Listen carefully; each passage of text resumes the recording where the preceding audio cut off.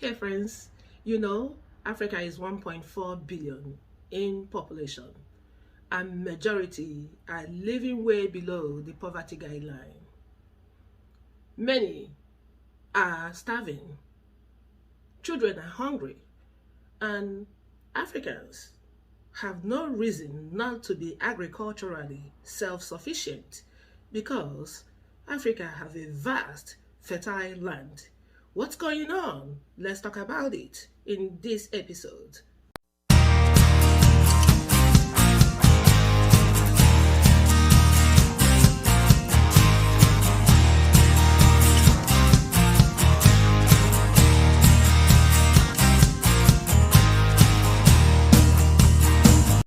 What's up, my lovely friends? How you all doing? Thank you so very much for returning to my channel and for subscribing. I appreciate you all from the bottom of my heart. You always know that I love you.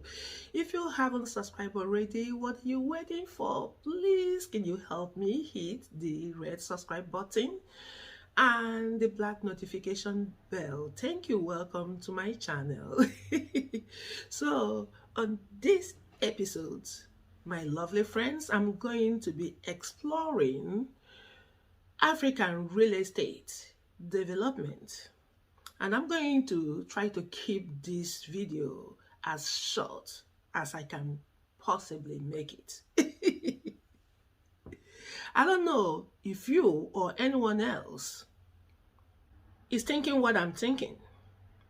I have been watching these real estate industries in all African countries with both amazement and horror.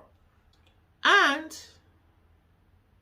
I am the one that don't sometimes focus on the present or focus on the trending things or on the frenzy.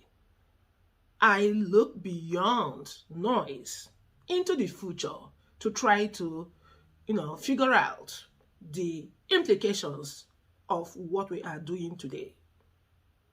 Because we have to care about our future generations. We have to care about our posterity. Anything that we are doing today, we have to examine it to find out how it's going to cause problems in future generations. But I don't know how many people are thinking along this line. People just go off and start doing things. And then our stupid African governments just let people do stuff. Because there's no regulations of any kind. Everyone is just about free to do whatever they want to do. So just let me not, rail off. Back to the point, the real estate development. I have many concerns. First of all, is I cannot understand for the life of me who these real estates are serving, because they are competing among themselves in building super mega spectacular over the top homes. This is completely disconnected from African economy. How many African people can be able to afford those homes? They are building in those real estates. That's the truth of the matter. So, in other words, the real estate industries are completely ignoring the majority of Africans on the statistical mean of the economy to only cater for the 1%ers and the oligarchs. Because absolutely what they are building doesn't reflect the earning power of most African people. And the government is not doing anything. The industry don't care about public housing. They are not focusing on that. The public housing on the median range that the middle class can afford or the lower middle class can afford. There's nothing like that. They just go building super big houses on so many acres or plots of land. just for one family. That's a waste of land.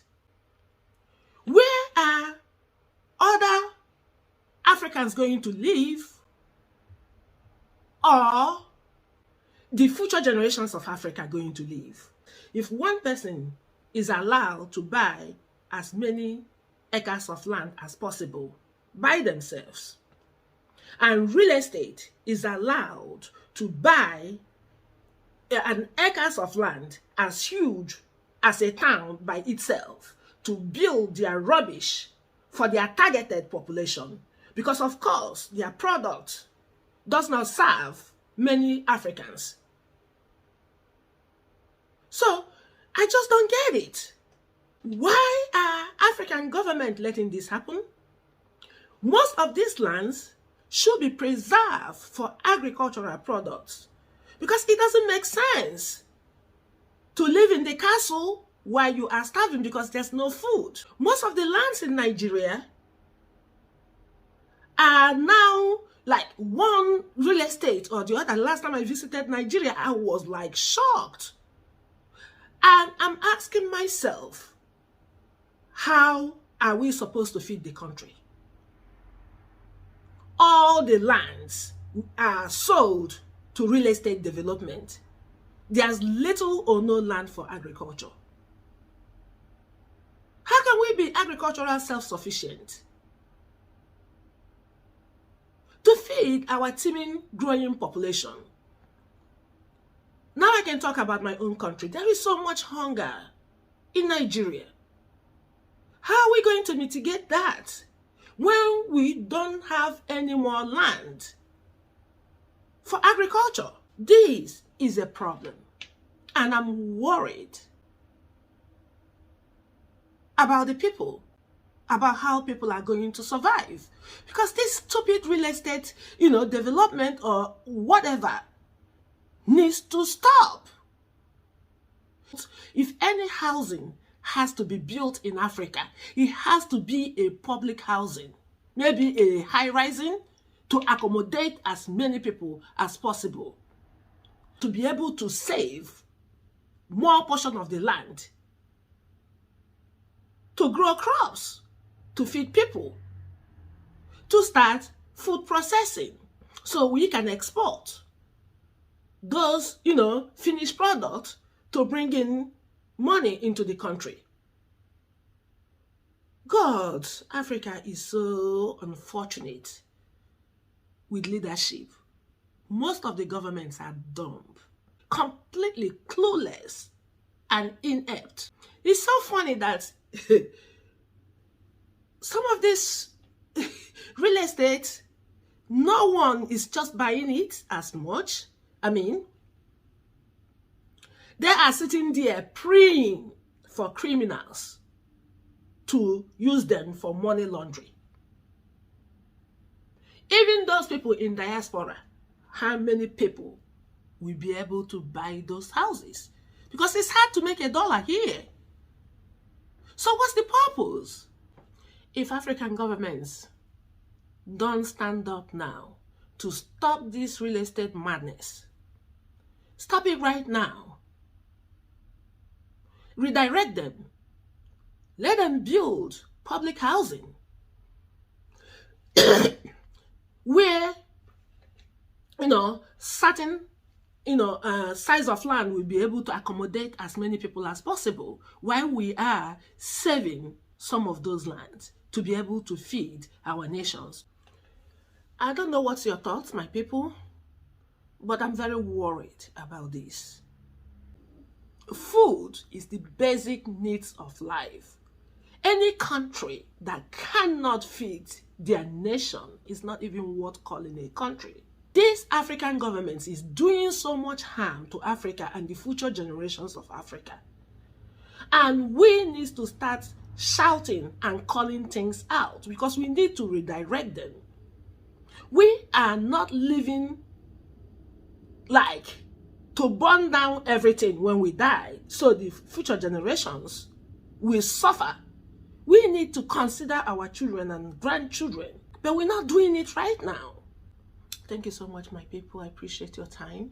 If you haven't subscribed already, please help me to push the subscribe button, like the video, share, please. I will appreciate it. Thank you. I will see you in the next episode. Peace.